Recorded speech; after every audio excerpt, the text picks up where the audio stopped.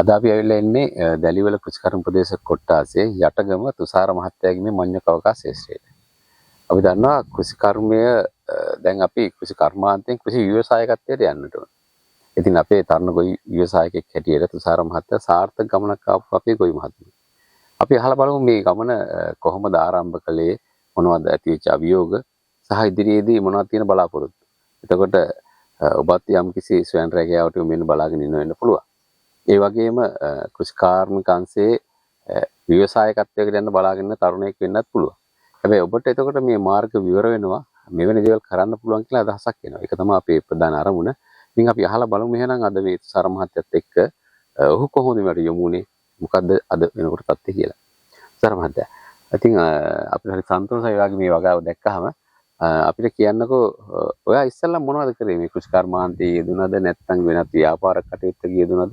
ඉස්සෙල්ලා මම කන්ස්ට්‍රක්ෂන් වැඩපලක වැඩ කරේ ඩ්‍රයිවිං හැටි ස්කැමල් ඩ්‍රයිවර් කෙනෙක් විදියට. ඊට පස්සේ මේ වයිප් පේජ් ඔෆිස් එකේ ඉන්න හින්දා යා කහ වගේක් දුන්නා හිටවන්න කියලා මේ අක්කර කාලේ හිටවනවා නම් ආධාර දෙනවා. ඊට පස්සේ මම මේකේ හිටවලා මේ අක්කර දෙකකම පාඩුණා. ගමටම නිකන් දුන්නේ කහ ටික. ඊට පස්සේ තමයි මේ අහපුව මඤ්ඤොක අයියා ගමේ එහෙන් කියලා ඉවරලා ඊට පස්සේ මඤ්ඤොක හිටව මඤ්ඤොකනේ ලාභුණා. ඒ කහ වලින් පාඩුනේ. කහ දෙන්න තැනක් නැතුනම 20 රුපියල් 20ට දෙන්න බැරුණා මට.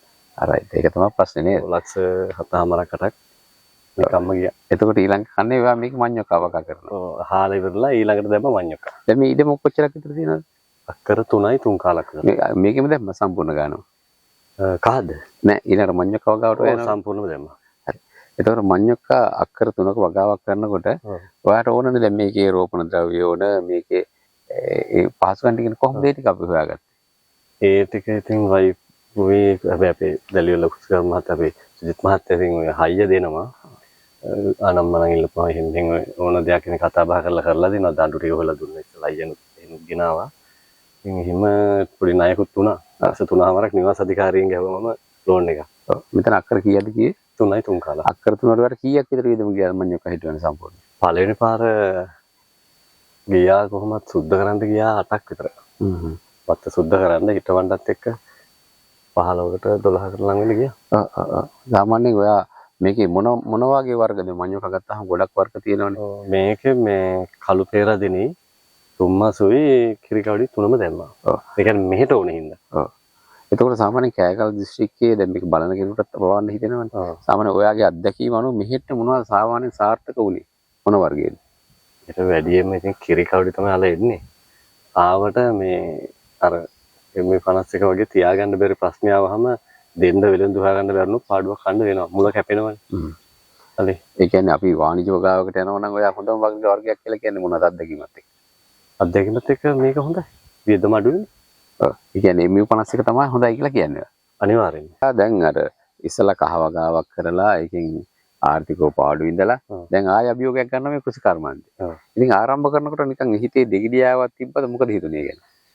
නෑ දෙගිඩියාවක් තියෙනවා. නැතුවනේ මේක ඇඟට ගත්තොත් මොකද ලක්ෂ 8ක් විතර වියදම් කරනවා. ඔව් ලක්ෂ දෙගිඩියාව තිබ්බට ඇඟට ගත්තොත් ඒක කරන්න පුළුවන් කියලා කරන්න පුළුවන්. පාඩු වෙන්නේ නැහැ. ඉතින් දැන් මගේ ඊට පස්සේ දැන් සුද්ධ කරන්න ගිය වියදම් ටික මුලින් ආවා. ලෝන් ණය කියන ඔක්කොම ගෙවලා ඉවරයි. දැන් ඉතින් පාඩු නේ මම හැබැයි මහන්සි වෙනවා. ඒකට ධර්මතය මට කියන්නකෝ දැන් අර ඔයා මේ මඤ්ඤොක් වගාව ගැන දැනගෙන හිටියද නැත්නම් මේ මුලින්ම නැත්නම් ඉස්සල්ලා මේ වගාවට බහැලා ඉගෙන ගත්තද? නෑ දැනගෙන හිටියේ නෑ. අම්මගේ නංගි පුතා කරන හින්දා දන්නවා මේක ලාභයි කියලා මුත්‍ර ආසාව හින්දා ස්කැමල් වලට කරා. ඒ කාලේ ඉඳන් අද වෙනකන් කරාන මමත් ඉතින් අද ලොකු තැනක ඉන්නවා. ඔව් මේ වගාව පටන් අරගෙන කරගෙන යනකොට ඔයාලා වැරදුන තැන් මොනවද? සාමාන්‍යයෙන් මේක හිතව විදිය වැරදි කියලා ඔයාලට දැනුණාද? එක්ක පොහොර දාන එකේ මොන හරි එහෙම දේවල් වැරදුනේ පළවෙනි පාර මඤ්ඤොක දෙනකොට මේ ගමයාවටින් ගමින් අරණායකින් මාවනැල්ලෙන් ආවේ. ඒකට යාලා දැන් මෙහෙ ඔය M51 පොඩ්ඩක් ගන්න අඩු ඉඳලා කිරිකවඩ හිටවන්න කොහොන අන්න ඒක මට පොඩ්ඩක් වැරදුනා. මොකද මට එකපාර ගලවන්න නැති වුණ එකෙන් දවසට 30ක් විතර ගැලෙව්වට රුපියල් 5000ක් විතර යනවා. අර කාලේ ඒතකොට බදු විඩන් ටිකේ පාඩුව ටිකක් වැඩිලා තියෙනවා දැන්. සාමාන්‍යයෙන් අපි දන්නවා මේ අර මඤ්ඤොක්ක වගාවක් කරනකොට මේක SS හිටවලා මාස 6න් පස්සේ වගේ අසන්න වෙලන්න පුළුවන්. සාමාන්‍ය වශයෙන්. දැන් ඔයා මේක මහා පරිමාණයෙන් කරනකොට වෙළඳපොළ ඉලක්ක කරගෙන තමයි කරන්නේ. ඒතර කොච්චර විතර කාලෙකින්ද ඔයා හිතන්නේ ගලවන්න සුදුසු කාලේ? 7 පයින්න ඕනේ. 7 පයින්න. M51 නම් 7න් බෑ. 3 මාස එකයි කිරිකවඩි එක 7න් පස්සේ පුළුවන්. M51 අනිවාර්යෙන් මාස 9 10 පයින්නම ඕනේ. හරි. එතකොට මම මේක ඇහුවේ මොකටවත් නෙමෙයි. දැන් ඔයා මාස 9 තිස්සේ මේක නඩත්තු කරනවානේ. සාමාන්‍යයෙන් අපි අක්කරයකට වගේ විවිධම් හදලා බැලුවොත් අක්කරයක වගේ වගාවක් කරන්න කොච්චර විතර වියදමක් යනවද? මුල ඉඳන් යනවනම් ලක්ෂ 4ක් විතර යනවා. කියන්නේ කිතමු කැලෑවක්ම ගත්තා මම කියන්නේ අක්කරයක වගාවකට. ඔව් අක්කරයකට. ලක්ෂ 4 ඒක හැබැයි ඒක එහෙම කියන්න බෑ. ඒ ඉඩමේ හැටියට තමයි කියන්න වෙන්නේ. ලක්ෂ 4 නම් අනිවාර්යෙන්ම යනවා. දැන් අලුතෙන් වගාවකට යොමු වෙනවා නම් ඉතින් ඔබටත් මේ වගේ පිළිවෙක් තරන්නත් වෙන එකත් අපි මතක් කරන්න ඕනේ. දැන් අර අපි මේ වගාවක් කරනකොට අර කෑගල්ල දිස්ත්‍රික්කේ ගත්තාම දැඩි හානියක් තමයි වල්ලූරා. වල්ලූරා ඉත්තෑ මඤ්ඤක වගාවට විතර නෙමෙයි. අනිකුත් බොහෝමයක් වගාවට හානි කරන ප්‍රධානම පරිබෝධක වෙලා තියෙනවා. ඉතින් ඒකට අර අපේ තුසාර ගත් ක්‍රියාමාර්ගය ඉතාමත් හොඳයි.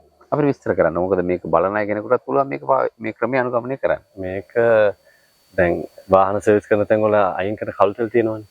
කළු තෙල් අරගෙන ලොකු තාච්චියක් ගන්න ඕනේ කියන්නේ. ලොකු එකක්.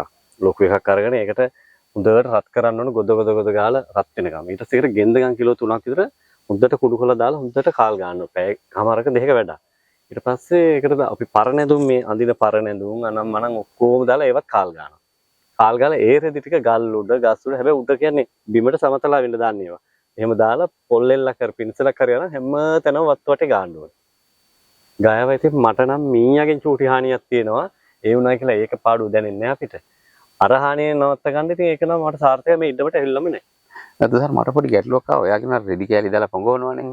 මේවා සාමාන්‍ය කොච්චර දුරකින් විතරද දාන්නේ? අඩි 10න් 12න් දාන්න වැට දිගට. වැට දිගට. තැන් ඒ දාන ඒක ටිකක් දුර වුණාට කමන්නේ නැහැ. රෙදි කෑලි. අර පින්සලෙන් ගාන එක හැම ගහකම ඔය වටේ තියෙන තැන් වල තියෙන හැම තැනම ගානවා. වටේ තියෙන ගස් වල නිකන් ගාලා යනවා. ගස් වල ගල් වල නිකන් අපි කියමු ස්ථිර තැනක් කියලා. වත්ත වටේ තියෙන. ඒ ස්ථිර තැන් වල හැම ළඟම ඕනේ. තැනින් තැන හැම තැනින්ම කරින් ගන්න අපිට හිතෙන තැනක වැඩිපුර ගානවා. මූ මෙතනින් අදිනවා කියලා හිතෙනවා. එතන වැඩිපුර ගානවා. එන්නෙම නෑ ඉතින්. හරි. සාමාන්‍ය එක සැරයක් මෙහෙම කරපුවාම කොච්චර විතර කාලයකට ඒක උරුම මාස 6ට ඇති. මාස 6ට ඇතිනේ. බලන්නකො කොච්චර හොඳ ක්‍රමයක්ද. ඉතින් ඔබටත් පුළුවන් මේක අනුගමනය කරන්න. ඒක අපි කරන්නත් ඕනේ මාස 3ක් 6 දැන් අපි 3ක් විතර යනකම් මේකට එන්නවා අඩු වෙන ඉත්තෑව ඉවරයි. ඒක 3න් විතර තමයි මේකට එන්න ගන්නෙ. එතකොට ඉතින් මාස 6 කොහොමද තියෙනවා. ඊට කලින් ඒක ඕනේ නෑ රැට වචින්නයක් දෙයක් දාපුවම ඇති. හැබැයි ඉතින් ඔය වැඩේ කරා කියලා අපිට මේ පැත්තටලා ගෙදරට ඉඳලා හරියන්නේ නෑ. වගාව ගැන බලන්න ඕන, වත්තට එන්න ඕන නේද? මේ හානි තියෙනවද කියලා බලන්න ඕන, බලලා ඒවට නැවත පිළියම් කරන්න ඕන. මම නම් ටයිම් දෙකක් තියාගන්න වෙලාවක මේකෙත් තියෙනවා එක්කෙනෙක් පල්ලෙහා කෙනෙක් තියෙනවා දෙන්නටම ෆෝන් දෙකක් අරන් දීලා තියෙන්නේ. ඒ ටයිම් දෙකට මම ෆෝන් එකට ඒ දෙන්නට ගන්නවා. ගත්තාම යාලා නිදි නම් මම අනිවාර්යෙන් යනවා. මේ නිදි නම් මම මල්ලි කෙනෙක් ඉන්නවා එයත් එක්ක ගිහලා මම හර රචින්න දාලා ඒක කරනවා. ඉතින් ඒ ටර්න් දෙකට දාපුවාම එන්නෙම නෑ මට නම් ඇත්තට මෙහෙම හානි මම දෙනවා වැඩි එකම දන්නේ මම සාමාන්‍ය මාරු විදිහට මේ මිනිස්සුන්ට දෙන්නේ.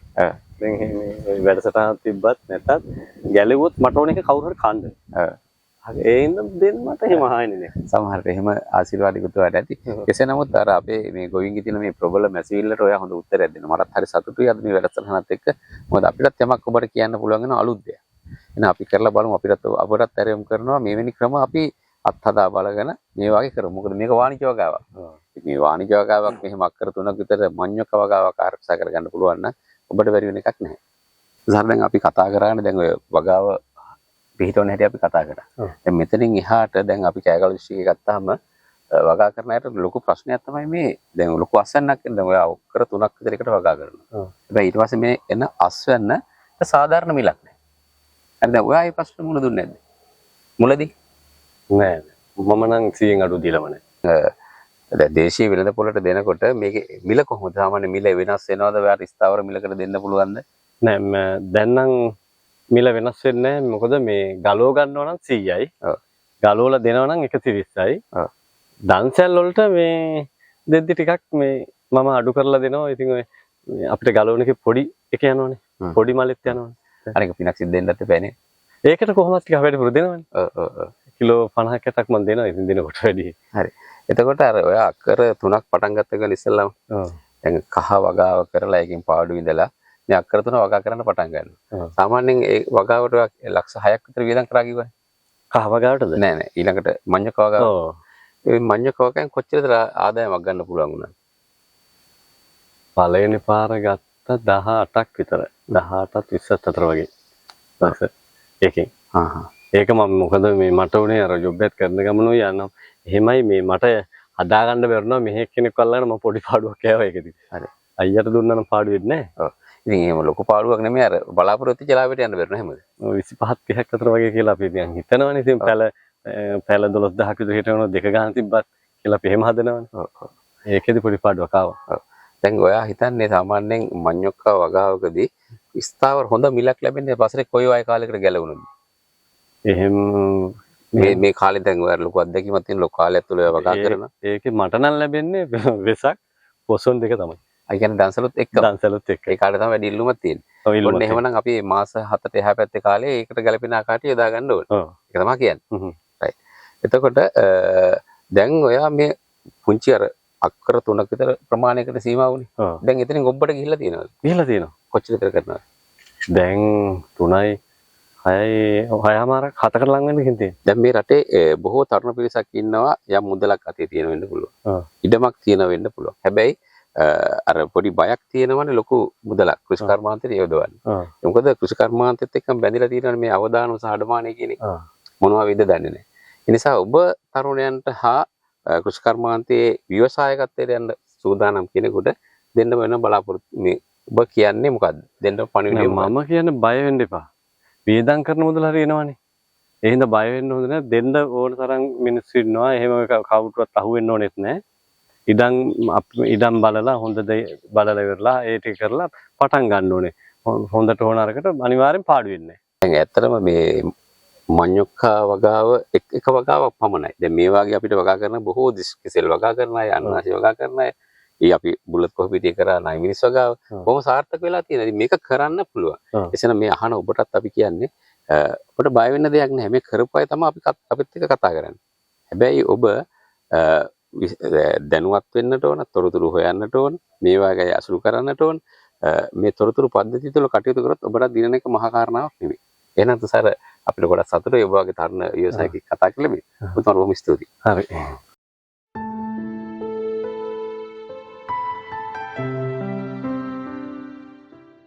කර්මාන්තය ව්‍යවසායකත්වයකට යනකොට මේක ටිකක් පළල් මාතෘකාවක්. මේ මාතෘකාව පිටිපස්සේ ඒ අපේ ගොවි මහතුරුන්ට හෝ තරුණ ව්‍යවසායකයින්ට මේකට අවශ්‍ය කරන මඟ පෙන්වීම ඕන. සාර්ථක මඟ පෙන්වීමක් ලැබුණොත් ඔවුන් මේ නිවැරදි ගමන යනවා කියන එකට හොඳම උදාහරණය තමයි අපේ තුසාර. මෙවැනි කටයුතු අපි බොහෝමයක් දැක කැකළු ශිකේ තුල. ඉතින් මේ අද යටගම දැලිවල කෘෂිකර්ම ප්‍රදේශ කොට්ටාසේ මේ තුසාර මහත්තයා මේ තාක් දුරට ගෙනියන්නට ඔහුටත් රුකුලක් වුණ කෙනෙක් ඉන්නවා. ඒ තමයි මේ කොට්ටාසේ බාරව කටයුතු කරන කෘෂිකර්ම ප්‍රදේශතුමා. අපේ සුජිත් විජේසුන්දර මහතා. අපි ඔබත් සමග කතා කරා මේ ගමන කොහොමද මේ තුසාරව රැගෙන ආවේ. ඒ ගැන අපි විස්තර ටිකක් අහලා බලමු. ඒතර මේ සුජිත් මහත්තයා මට කියන්න දැන් මේක මෙයා ආර්ථිකව ජයගත්ත අපේ තරුණ ව්‍යවසායකයෙක්. එතකොට ඔයාට විශ්වාසයක් තිබුණාද මේ මඤ්ඤොක්ක වගාවක් කරලා හොඳ තැනකට ගෙනියන්න පුළුවන් වටපිටාවක් නිර්මාණය කරන්න හැකියාවක් තියෙනවා? විශ්වාසයක් තිබ්බ නැත්තෙමත් නෑ. හැබැයි මේ තුසාර මහත්තයාගේ තියෙන සම්බන්ධතා එයාගේ සහෝදරයෙක් ඊට කලින් කමර්ෂල් කියන්නේ ව්‍යාපාර මට්ටමේ කෘෂිකර්මාන්තය කරන කෙනෙක් සහ අපි ඉස්සරවම දැනට වසර 4කට විතර කලින් අපි තුසාර මහත්තයා අඳුරාගත්තා. එතකොට එයා මඤ්ඤොක්ක වගාව නෙවෙයි. ඇත්තටම එයාට ඇත්තටම මේ ගමේ හිටියට එයාට ඉඩම් නෑ මෙහෙ. හැබැයි එයාගේ තියෙන හැකියාවෙන් මෙහෙ යටගම ගමේ ඉඩම් තියෙන මේ ධනවත් පිරිස ඉන්නවා. එයාලා හැබැයි ලංකාවේ නෑ. සමහර අය විදේශ රටවල ඉන්නේ. තුසාර මහත්තයා කරේ ඒ කට්ටියගේ ඉඩම් බදු පදනම් මත අරගෙන තමයි වගාවට යමුනේ. කලින්ම එයා මඤ්ඤොක්ක නෙමෙයි අතරම කරේ. ඉඩම සුද්ධ කරගෙන අපිව හම්බෙන්න ආවා. ඊට පස්සේ අපි යාට මේ ඉන්න ශේෂ්ත්‍රයේ අපි යාට බඩිනුග ආදර්ශයක් දුන්න මට මතක විදිහට ලොකු ප්‍රමාණයක්. හැබැයි ඒක අසාර්ථක වුණා ඒ දවස්වල තිබ්බු සේනාදළඹුවගේ හානියත් එක්ක. ඊට පස්සේ එයා කහ වගාවට යමු වුණා. කහ වගාවෙත් ඇත්තටම මේ මිලක් ලැබුණ නැහැ. ඊට පස්සේ ඒ හින්දා එයා ඒක අසාර්ථක වුණා. එයාට ඒ හිතපු ලාභය ගන්න බැරුණා. ඊට පස්සේ තමයි මඤ්ඤොක්ක වගාවට යමු උනේ. ඒකෙන් නම් එයා හොඳ සාර්ථක ආදායමක් ලබන හොඳ ව්‍යවසායකයෙක් තත්ත්වයට දැනට ගොඩ නැගිලා තියෙනවා. ඔව්. දැන් සුජිත් මහත්තයා දැන් අපි කෘෂිකර්මාන්තය ගත්තාම තව බොහෝ අවසරයක් තියෙන වගා කටයුතු එක්ක. අපි මඤ්ඤොක්ක වගා ගැන අද කතා කරන්නේ. ඔව්. මේ මඤ්ඤොක්ක වගාවක් කරගෙන යනකොට සාමාන්‍යයෙන් අපි ආධුනික ගොවියෙකුට ඇති වෙන්න පුළුවන් ගැටලු මොනවද මේ ඔය හඳුනගෙන තියෙන්නේ? ඇති වෙන්න පුළුවන් විශේෂයෙන්ම ගොඩක්ම වෙන්න පුළුවන් වනසත්ව හානිය තමයි. හැබැයි අපි ඒකට පිළියම් විදිහට කෘෂිකර්ම දෙපාර්තමේන්තුවේ විදිහට අපි වනසත්ව හානිය වළක්වා ගන්න අපි 150 දායකත්වයේ යටතේ දෙනවා වැට ආරක්ෂිත දැල් දෙනවා. ඊට පස්සේ විදුලි පඹයක් කියලා උපකරණයක් දෙනවා. ඒ වාගේ දේවල් දෙනවා. ඊට අමතරව තව මෙයාලට අපි මේ සබ්සිඩි කියන්නේ වගා කරන දඬු නොමිලේ ලබා දෙනවා. ඊට පස්සේ ආය වගා කරන දිරිදීමනාවක් දෙම අක්කරයකට රුපියල් 12000ක් වගේ මට මතක විදිහට ගන්නෙත් දුන්නා අපි. ඒ වාගේ පෙළඹවීම් කරනවා.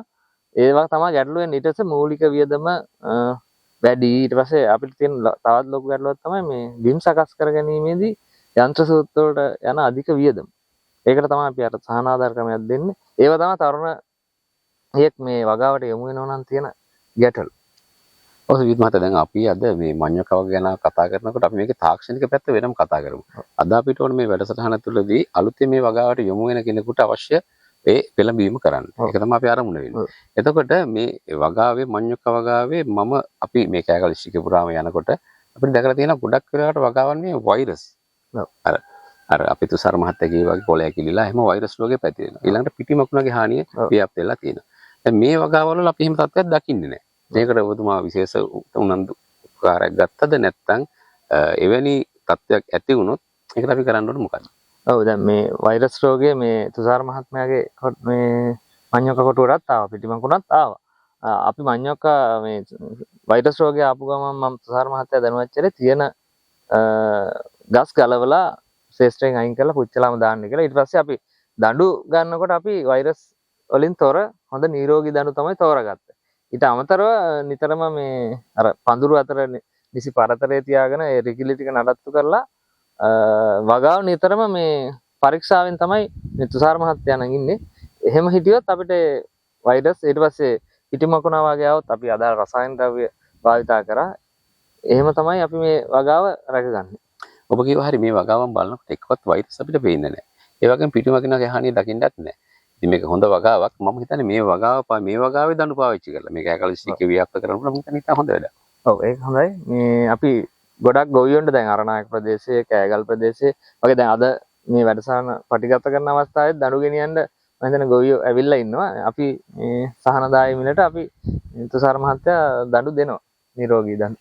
ඇත්තටම හොඳ තැනක් ඔබට හොඳ රෝපණ ද්‍රව්‍ය අවශ්‍ය නම් මේ තුසාර මහත්තයාව සම්බන්ධ කරලා අපේ සුජිත් විජේසුන්දර AI මහත්තයා සම්බන්ධ කරගෙන මේ දඬු ලබා ගැනීම හැකියාව තිබෙනවා. මේ නිෂ්පාදනය තියෙන අපි මේ නිෂ්පාදනය අල වශයෙන් දෙන්නත් පුළුවන්. ඊළඟට අපිට මේක අතුරු නිෂ්පාදන වලටත් යන්න පුළුවන්. අපි දන්න විදිහට කෘෂිකර්ම දෙපාර්තමේන්තුව විදිහට ආහාර තාක්ෂණය හඳුන්වලා දෙනවා. සහ මේකෙන් අගයකතු කළ නිෂ්පාදන හඳුන්වලා දෙනවා. මේ ගැන මොනවද දැන් තියෙන ක්‍රියාමාර්ග? දැනට අපි මේ ගොඩාක් දෙන්නේ මේ අල තම්බලා කණ්ඩ ව්‍යංජන කණ්ඩමත් නෙවෙයි දැනටත් අපි මේ සප්ලයි කරන්නේත් මේ ඒ කියන්නේ අපේ ගණුම් කරුවොත් ගොඩක් අතුරු නිෂ්පාදන කරන අය තමයි ගන්නෙ. පෙති බැදලා විකුණන බයිට්ස් වගේ හදන අය තමයි. ඊට අමතරව අපි දැනුවත් කරනවා අපේ කෘෂිකර්ම දෙපාර්තමේන්තුවේ ආහාර තාක්ෂණ ආයතනයේ ඉන්න ඒ විශේෂඥවරු ගෙන්නලා මේක අගයකතු කරමු නිෂ්පාදන කරන්නේ කොහොමද සහ අපි ඉදිරියට බලාපොරොත්තු වෙනවා අපේ තියෙනවා මේ ආසන්න ප්‍රදේශයක මේ ප්‍රොසෙසින් සෙන්ටර් එකක් කියන්නේ අපේ ඒකේ මේ කාන්තාව කීප දෙනෙක් අපි ඒකට බඳවාගෙන අපි මඤ්ඤොක්ක වලින් අතුරු නිෂ්පාදන සහ අගයකතු නිෂ්පාදනය කරලා වෙළඳපොළට නිකුත් කරන්න බලාපොරොත්තුවක් තියෙනවා. ළඟදීම අපි ඒක පටන් ගන්න යෝජනා කරලා තියෙනවා. හරි සතුටුයි මේ කතාව අහපුවා. මොකද ඔබටත් පුළුවනි මෙවන් වගාවලට යොමු වෙලා බලන්නකො ඔබේ ආර්ථික සයමත් කරගෙන මම අර මුලදී කිව්වා වගේ ඔබේ අතේ යම් මුදලක් තියෙන්න පුළුවන් වෙන්න පුළුවන්. ඔබට කෘෂිකාර්මික ව්‍යවසායකයෙක් වෙන්න අවශ්‍යතාවය තියෙන්නත් පුළුවන්. හැබැයි දැන් මොකද්ද කරන්න කිය කල්පනා කර කර ඉන්න වෙලාවේ මෙවැනි දේවල් තියෙනවා කියලා ඔබට දැනගන්න ලැබෙනවා. ඉතින් අපි මේක අහන්න බලන සියලු දෙනාටම ඇරයුම් කරනවා කෘෂිකර්ම දෙපාර්තමේන්තුවේ කෘෂිකර්ම ප්‍රධාන මහත්මයාගෙන් හමු වෙලා ඔවුන් සමග සාකච්ඡා කරලා ඔබට සුදුසු වගා කටයුත්තකට යොමු වෙන්න. එතකොට ඔබ අතරමං වෙන්නේ නැහැ. ඔබ බලාපොරොත්තු වෙන ගමන ඔබට යන්න හැකි වෙයි. ඉතින් සුජිත් මහත්තයා අවසාන වශයෙන් මම ඔබතුමාගෙන් අහන්න කල්පනා කරේ තව මේ ප්‍රදේශයේ ඔබේ කොට්ටාසේ දැලිවල කොට්ටාසේ ඒ වගේම මුළු කෑගල දිස්ත්‍රික්කයටම කතා කරන්න පුළුවන් අපිට මුළු රටටම කතා කරන්න පුළුවන්. ඔබ කියන්නකෝ මොකද්ද තරුණ පිරිසට සහ අපේ කෘෂි කර්මාන්තයේ ලියලා ඉන්නේ මොනවද දෙන්න පුළුවන් පණිවිඩය? ඇත්තටම මේ දැන් තියෙන ලොකුම ගැටලුව තමයි තරුණ පිරිස කෘෂි කර්මාන්තයෙන් ඈත් වීම.